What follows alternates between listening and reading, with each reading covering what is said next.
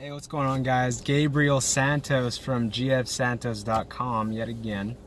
And in today's video comes from a question from one of my favorite subscribers because he often is interacting in these videos.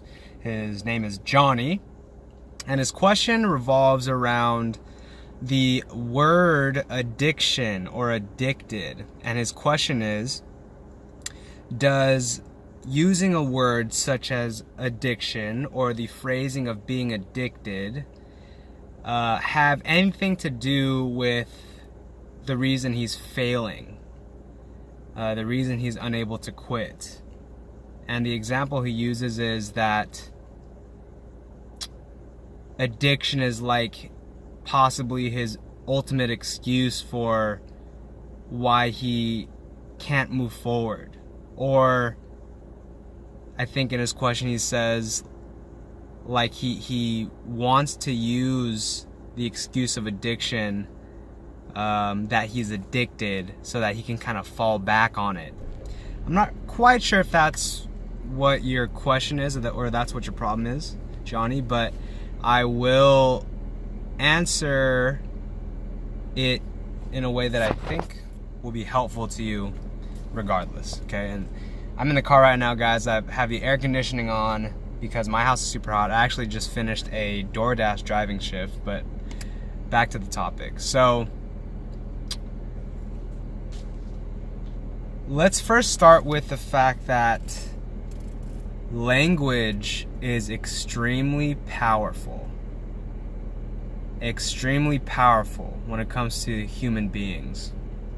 And that language is the genesis, or language is the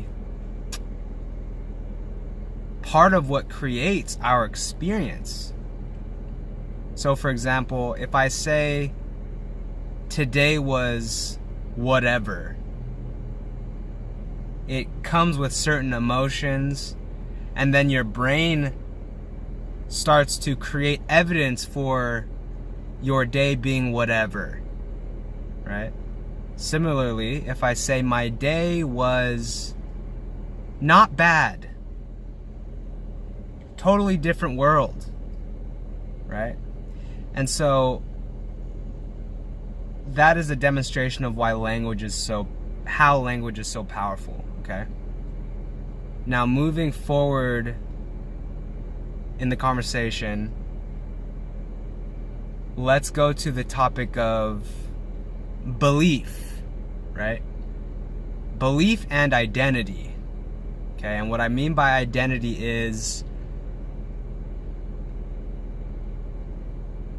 when you identify with something, you make it a part of who you are. Like it almost, you and your identity are almost interchangeable. So for example, and it usually follows I am statements, like I am fun or I am lame.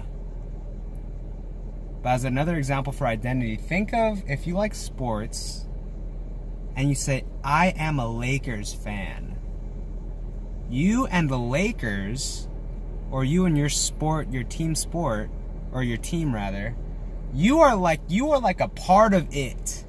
You are the embodiment of Laker fan, right? And then you live a lifestyle that includes that of a Laker fan. So or for me, it's Dodger fan, right? Like I have Dodger stuff. You notice my Dodger hats in all these videos. You notice the Dodger decorations in my room, right? And so another example, if that doesn't quite land, is I am fat, right? And so the point is that in our identities are a collection of words, usually I am blank, and it has the power, the phrasing has a power so powerful that you like become the phrase. Like it is you. Like it is like, it's almost like it's like solid. Whereas when you say something like, I am okay, you're not the embodiment of okay, but if you're like, I am a hyper person, then you just identify with hyperism. Okay, anyways, my point here is that identities, the nature of an identity from a psychological and emotional standpoint. Let me remind you guys that I studied psychology in college, and I was a psychology major, and I'm a certified professional life coach who went through 8 months of training, and I've gone through so many different personal development courses and read so many books, and I've connected so many dots in order for me to explain it to you like this with such conviction. Okay, so the nature of identities is that they become so rigid that they're hard, that a person starts to believe that they are stuck in a certain identity. Not necessarily stuck, but they are so they're just identified with it. It's ingrained mentally and emotionally in who they are. And because it's so ingrained, without trying, you naturally take action and speak of yourself that aligns with the identity, right? Like a fat person couldn't say they're skinny.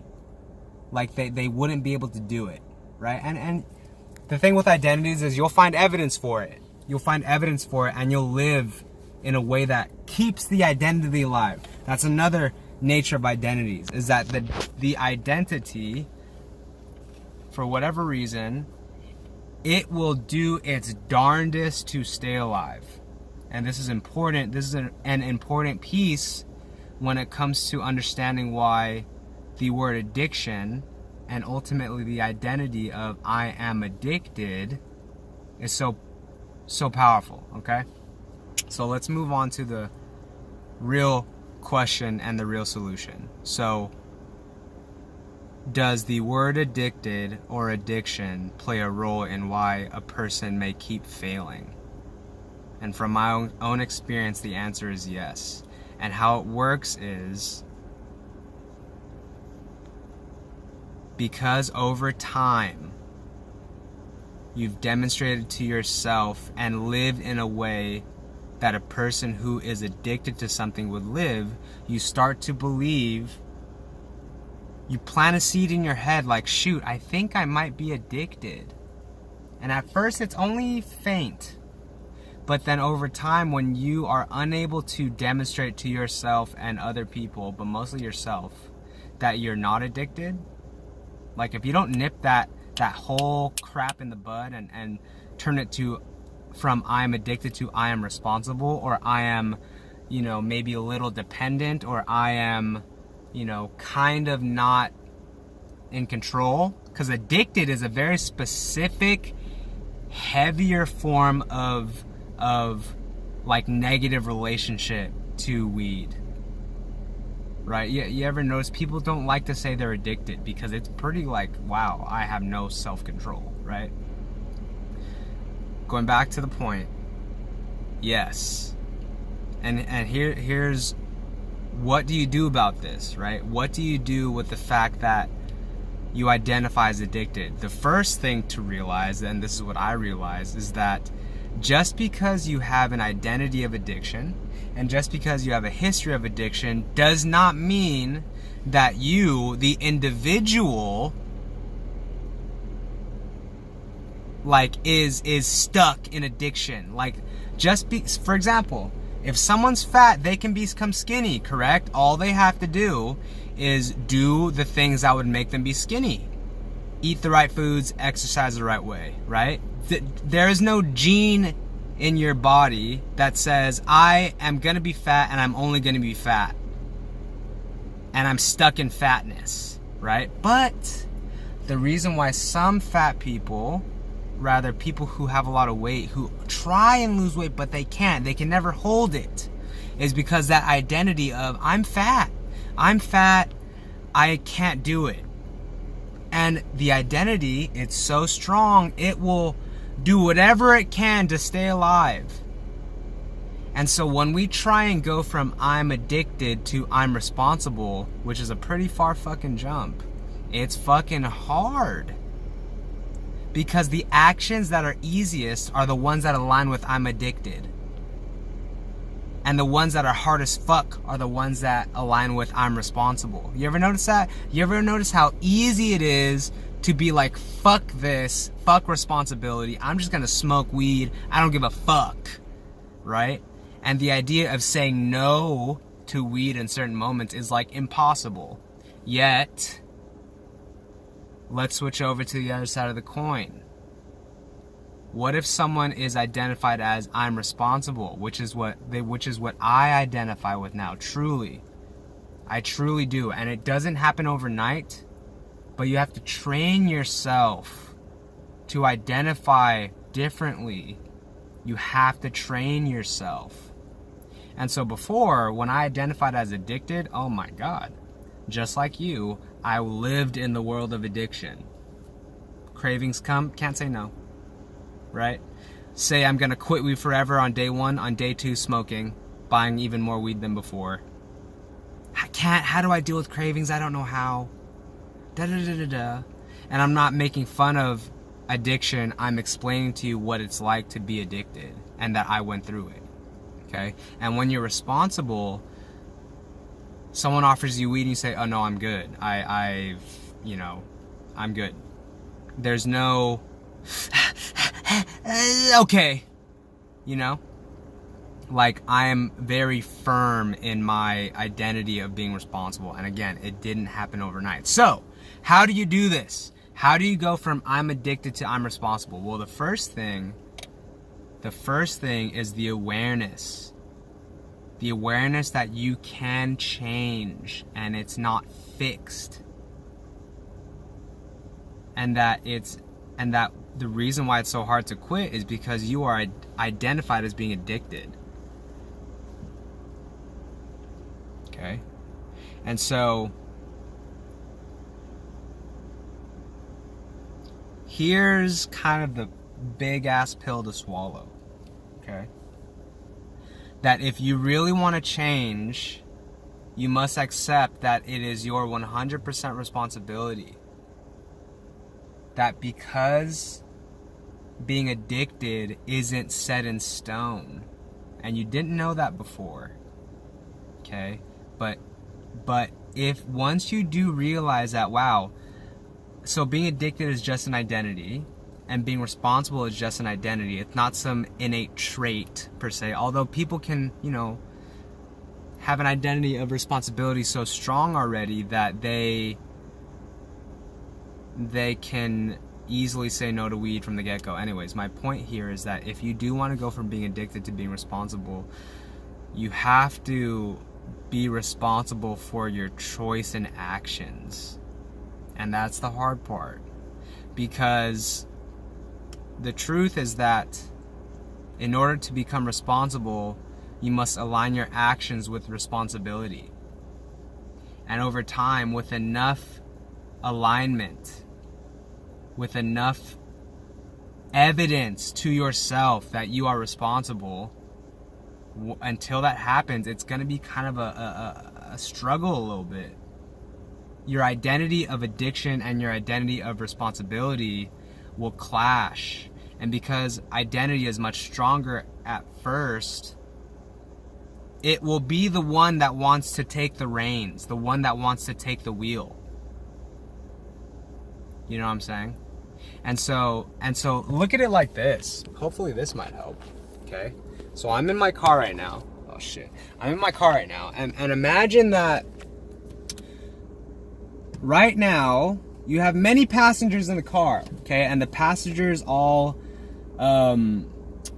represent different identities that you could choose. Okay? Let's say right now in the driver's seat is the identity of addiction, right? And the car is your body, okay? And so addiction identity will be like, bro, there's the fucking dispensary. Let's go, right? We're going, right?